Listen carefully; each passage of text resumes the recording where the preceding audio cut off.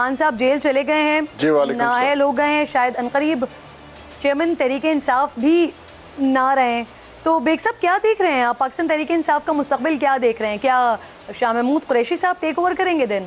बहुत शुक्रिया किरण। ऐसा है कि तहरीक इंसाफ का मुस्तकबिल तो इन्हीं के साथ और शायद आगे जाके नहीं होगा। खान साहब ने इस तहरीक इंसाफ को पॉलिटिकल पार्टी बनने ही नहीं दिया, अपना एक फ़ैन क्लब सा बना के रखा, लोगों को अपने गिर्द रखा। इसकी जो तंजीम है और ये जो बाकी मानदा लोग हैं जिनका आपने जिक्र किया शाह महमूद साहब का, इनके साथ तो मैं नहीं समझता कि अगर ये एहतजाज के निकले तो 10 लोग भी इनके साथ निकलेंगे। तो ये पार्टी मेरे ख्याल में इनके साथ ही ख़त्म हो जाएगी और फ्यूचर नहीं है। फ्यूचर इसलिए नहीं है कि जो लाइन इन्होंने इख्तियार की और उसको नॉन पॉलिटिकल एक्टिविटीज़ में अपनी एक ये फ़ैन क्लब को रखा और जिस किस्म की सियासत ये करना चाह रहे थे वो सियासत नहीं होती। ये तो इनकलाब की बातें कर रहे थे। इनकलाब में 2 ही रास्ते होते हैं, या आप विक्टोरियस हो के पूरे ज़िंदगी, जब तक आपकी ज़िंदगी हो आप उस मुल्क की हुक्मरानी करते हैं, या फिर आपका सर जाता है। अभी तो ये जो कुछ हुआ जिसमें सज़ा हुई और बाकी जो केसेस हैं, इनके झूठ पे रोज़ अपना एक बयानिया झूठ पे मबनी बना लेना, तो झूठ की इतनी शेल्फ लाइफ होती है जितनी इनको मिल गई, बल्कि ज़्यादा मिल गई। तो हकीकत अपनी जगह अटल है। कहाँ से रसीदें लाए, ये इस्लामाबाद की रसीद बना ली, जुल्फी बुखारी घड़ियाँ बेच रहा था, अभी वो जनरल साहब का नाम ले लिया, रोज़ एक बयानिया। ये समझता है कि सारे लोग इतने बेवकूफ़ हैं कि ये अपने ऊपर कोई इल्ज़ाम आने ही नहीं देता।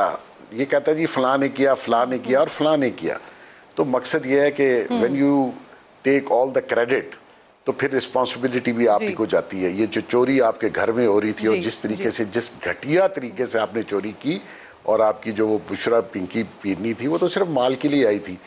अभी अगर उसको यकीन हो जाएगा, आज की रात गुजर जाने दें, देखिए फिर थोड़े दिन में वो भी प्रेस कॉन्फ्रेंस करके पतली गली से निकल जाएगी कि उसने जो माल कमाया है वो खान की खातिर उसने बर्बाद नहीं करना, उसने उस माल को सेव करना। साहब मैं पहले भी आपके एनालिसिस सुन रही थी, तो ये बात आप कह चुके हैं ये बुशरा बीबी के हवाले से। अच्छा सर ये फरमाइएगा, ये अभी मैं सुन रही थी, देख रही थी कि अडियाला जेल में जिस बैरक में मियाँ साहब रह रहे थे उसकी भी सफाई हो रही है, जहाँ अब्बासी साहब को रखा गया था उसकी भी सफाई हो रही है। तो शायद इन 2 बैरक्स में से कहीं इमरान खान साहब को रखा जाएगा, लेकिन और अटक जेल में भी जा सकते हैं। लेकिन जो सहूलतें मियाँ साहब को मैसर थी वो मिलेंगी खान साहब को, लगता है आपको?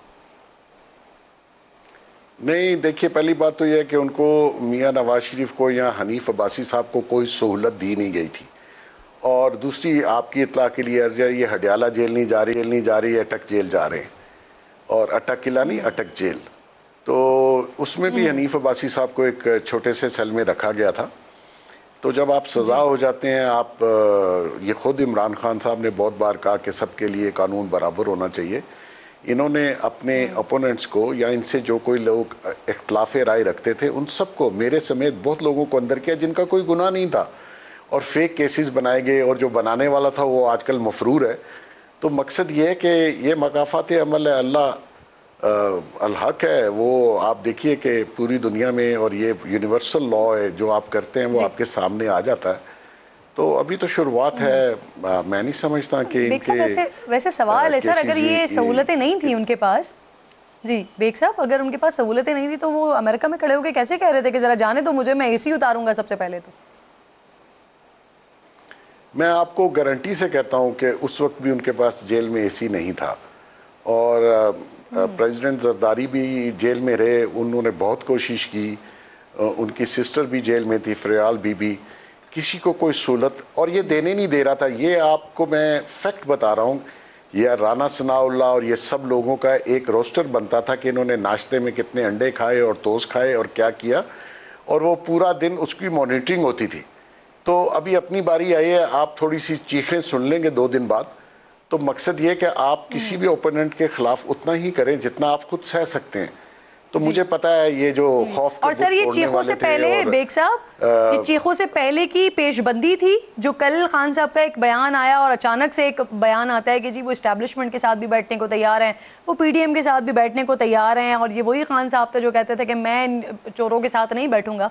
तो ये सर ये उन्हीं चीखों की पेशबंदी थी, ये किसी खौफ की वजह से था जो कल स्टेटमेंट आ गया खान साहब का? ये बहुत ही डरपोक शख्सियत का मालिक है, वरना दुनिया में एक मिसाल दे दें, जो शख्स सर पे बाल्टी और शील्डें लेके घूम रहा हो, इसको मौत का इतना खौफ है, ये थोड़े दिन सबके पांव पकड़ेगा, ये जेल नहीं गुजार सकता। इसने, ये मुफ्तबर टाइप आदमी है, सारी ज़िंदगी लोगों के माल पे यशी की है, ये लोग जेल काटेंगे। इसके साथ के जितने लोग थे पीटीआई में, वो सवाब समझ के इसको छोड़ के भाग गए।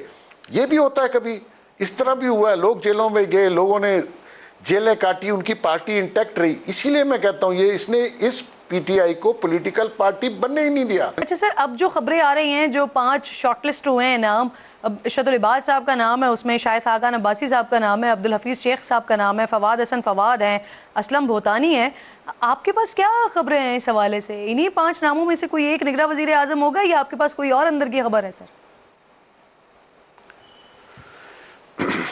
वैसे मैं आपको बता दूं कि ये शायद 5 नाम ही नहीं है और अभी तक उन्होंने फाइनल नाम सेलेक्ट नहीं किया। नेचुरली वो चाहेंगे कि नॉन कंट्रोवर्शियल आदमी हो, जिसका पॉलिटिक्स से कोई तल्लक ना हो और वो एक बिल्कुल ही इंडिपेंडेंट केयरटेकर गवर्नमेंट हो। तो मेरा ख्याल में कल या परसों तक नाम फाइनल हो जाएगा। सो फार जो भी नाम आपने बताए, मेरे ख्याल में इनमें से कोई नहीं है। सर ये बहुत बड़ी खबर दे रहे हैं आप। बेग साहब ये फरमाइएगा सर, 9 मई को फौज के सरबराह को तब्दील करने की साजिश की गई सर, इज इट ट्रू? अगर ये दुरुस्त है तो फौजी अफसरान इसमें शामिल थे, उनके खिलाफ मुकदमे दर्ज हुए हैं सर? नहीं, देखिए ये जो कुछ रिटायर्ड फौजी जो हैं वो बाहर से बैठ के एक सोशल मीडिया पे उन्होंने तूफान बर्पा किया, ऐसी कोई बात नहीं थी। फौज में डिफरेंस ऑफ ओपिनियन ज़रूर था और वो बड़े प्लान तरीके से पीटीआई और पीटीआई के जो इंटरनेशनल हैंडल्स हैं वो इस पे काम कर रहे थे बहुत अरसे से। ये 9 मई का वाक़या एक दिन में नहीं हुआ और ये जवाज़ जो था उसकी गिरफ्तारी का, वो कोई अनहोनी बात नहीं है। बहुत से लोगों को इमरान खान साहब ने गिरफ्तार किया, जुल्म किया, फेक केसेस बनाए, कोई ऐसी बात नहीं। लेकिन फ़ौज में डिफरेंस ऑफ ओपिनियन होना और बगावत होना 2 डिफरेंट थिंग है। मैं ये नहीं समझता कि किसी आर्मी चीफ के ख़िलाफ़ कोई ऐसी अटैम्प्ट थी, बिल्कुल नहीं थी। और अगर किसी ने उस प्रोटेस्ट में या अपनी इंस्टॉलेशंस के डिफेंड करने में कोई गलती किया तो उसका मेरे ख्याल में जो फ़ौज का एक सिस्टम है उसमें उनका बिल्कुल एहतसाब हो रहा है और कुछ लोगों पे केसेस भी बने। साहब ये एनालिसिस बुनियादों पर मैं सवाल नहीं कर रही हूँ कि वज़ीर आज़म पाकिस्तान ने कहा है कि फ़ौज के सरबराह को तब्दील करने की साजिश हो रही थी।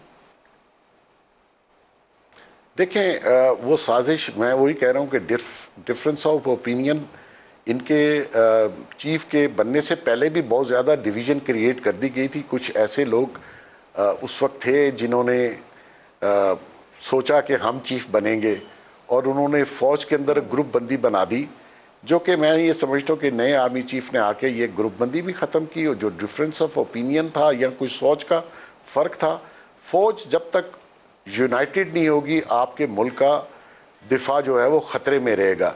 इसलिए ये नए आर्मी चीफ ने एक काम किया कि पहले अपनी इन हाउस जो कुछ थोड़ी बहुत ट्रबल्स थी उनको इन ऑर्डर किया है, उसके बाद उन्होंने फिर ये बाकी सारे काम किए हैं जो कि आपको नज़र आएंगे और आने वाले दिनों में भी नज़र आएंगे।